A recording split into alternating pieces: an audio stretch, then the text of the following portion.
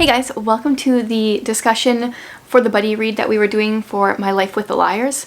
If you missed the announcement, I think back in May I announced 3 books that I was going to be buddy reading with whoever wanted this summer, and we just kind of read the books during the month, kind of on our own, and then I've been posting, well, this was my second one, a video sharing some of the thoughts on the book and some questions. So last month we read the book The Westing Game, this month was My Life with the Liars, and then next month we are doing The Girl Behind the Red Rope.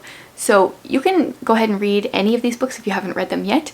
You can read it and then watch the video and hear my thoughts, the questions, and then the discussion is going to be happening in the comments. So for the last video, I premiered my video and we actually chatted live for the video, and that worked really well. I just thought for this time I'm just going to film it. I'm going to share my thoughts, share some questions and my answers to the questions, and then we can continue to just chat in the regular comments instead of premiering it live. I know it was a little hard for some people just to, well, first of all, I had no idea how long to leave for a discussion time, and then it was hard for some people to type fast enough to answer the questions. So this way I just thought we could all do it on our own time, take as long as we wanted to answer questions, and yeah, hopefully this works out. I definitely have found that I am not a great buddy reader. I have read 2 out of the 3 books so far for the summer, but I'm thinking that I'm not huge into discussing books after I read them. I'm more of a I'll do a read along kind of person, but book clubs and book discussions are not my hugest thing. So I have a couple questions here and I'm gonna kind of talk about the answers and stuff, but if you're expecting something very professional, this will not be it. So anyway, My Life with the Liars. A lot of you were kind of raving about this book. A lot of you read it before I did this month or in the last few months ever since it's been on my cart, and you guys thought that I was going to really love it, or I heard you guys saying that you really loved it, and you guys were so right. I read this one Sunday afternoon. I had a little bit of time after church and then we went away for a bit, and then in the evening I finished it because I didn't have a lot of time, but I was just flying through the pages. So for those of you that haven't heard of it before, I'll give a little brief synopsis and you can decide if you actually want to read it and then join the discussion. But My Life with the Liars is the story about a girl. Her name is Zylynn, and she it's kind of kidnapped. She thinks she gets kidnapped anyway, from a cult. There is a compound where there is a bunch of kids in a building, and the lights are always on, and the whole idea is that you're supposed to be in the light and never in the darkness. And yeah, so she gets kidnapped and finds out that it's actually her dad, and she doesn't even know what the word dad means, or what a dad is, really. He has kidnapped her, and she's got a lot to learn, and she kind of tries to figure out who's the liar here. Is it the people she was with before, or is it her dad? So that's just a brief overview on the book.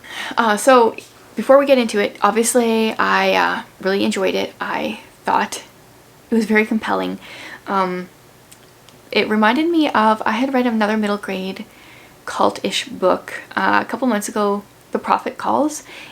It reminded me a lot of this in many ways. If you liked this one, I would suggest checking that one out. There's a lot of similarities. They touch on a lot of different things that are the same.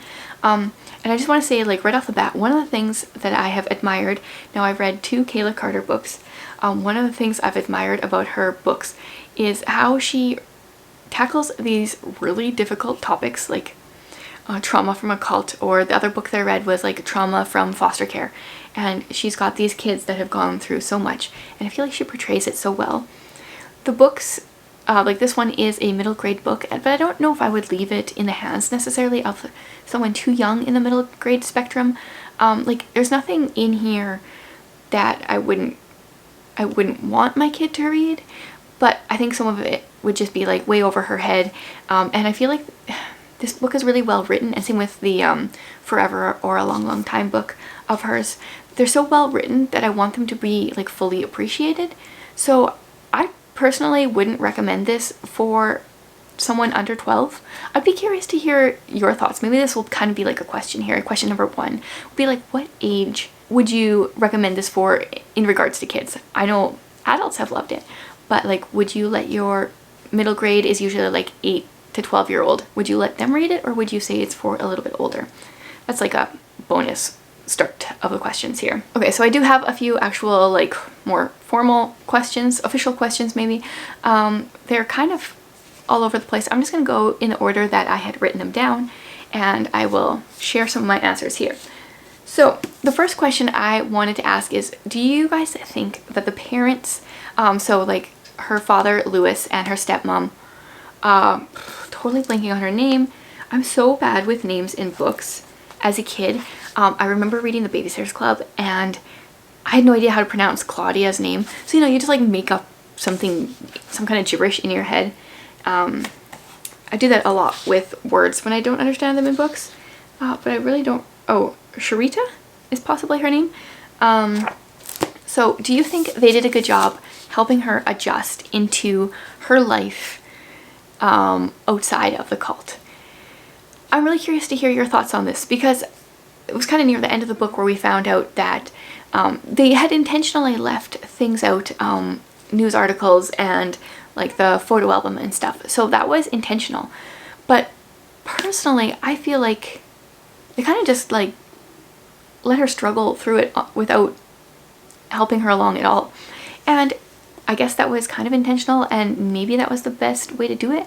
But I feel like there should have been a bit of an explanation. Like, you were in, maybe not like you were in a cult, but like you were in a place where they were not completely honest with you. And here's what life is like out here. And even like, so they found the food under her bed and knew she was hoarding it. Obviously knew she was like super skinny and wasn't being fed well. So what about even just telling her like there will always be food here? Or maybe this is kind of like something I've heard as a foster parent anyway, with especially older kids or kids that have been kind of malnourished or not had access to enough food before, is people will leave like a box of granola bars in their room. So if they ever feel hungry, like there's food there, and just so they mentally know, like, if I ever don't get enough at a meal or something, like I have a stash of food. That way they can be hoarding food that's not going to go bad, like strawberries and I can't remember what else, like pancakes and bacon and stuff like that. But obviously it's easier to see this kind of stuff when you're watching someone else. Like, I don't know what I would actually do in a situation like this. Probably not handle it very well. I definitely know I wouldn't have the patience that, what did I say her name was? Like Sharita would. I would be just like get over it in some ways. Like, she was living in such a different world that it would be hard to understand how little she actually understood of real life. But I do think that by not like telling her anything, like even the fact that she had to figure out that her mom was this lady in the cult that she knew but didn't realize was her mom, like that I think that should have been told to her. I think that she shouldn't have like had to kind of like stumble across that. So I mean, obviously this is a book and it's written this way on purpose, but it's interesting to analyze fictional characters parenting, and then never mind in a situation like this. So I'd be curious onto how you thought they handled it, and like maybe some things that you would do differently as well. Okay, this one isn't actually a question necessarily, but it might spark a bit of a discussion. So I'd be curious to hear some of your thoughts maybe on this kind of quote here. So it said, this is on page 184. Every once in a while, Sharita asks me a question. Would you like to read a book, Zylynn? No thanks. We don't read books. They're the breeding ground for curiosity. And I like highlighted that because we don't read books. They're the breeding ground for curiosity. I 100% agree with that, like the curiosity thing, not the we don't read books thing, obviously. This has kind of like made me think, like, what do actual cults have for books? I still haven't done a ton of research into different cults. I have a couple different books that I want to read, but I know often they have like their own literature, their own kind of like Bible type thing. So they make up their own information and feed that to the kids. But I wonder, can they get access to like other books? Probably not, I guess. It's not really something I had thought about before. As someone that has grown up with a lot of books, that in it, I have another fly in here again. Anyway, that in itself would be like a very different childhood right there. yeah, so I'm going to put this question, or this kind of like quote, in the comments below, and we can like discuss this quote. I feel like you guys will have more to say on it than I do, but that definitely jumped out at me.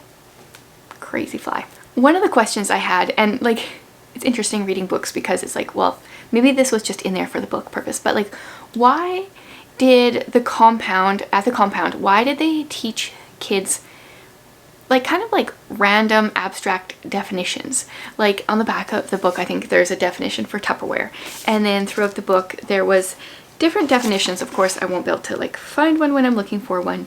So she knew like the word and the definition, but she didn't necessarily know what that meant.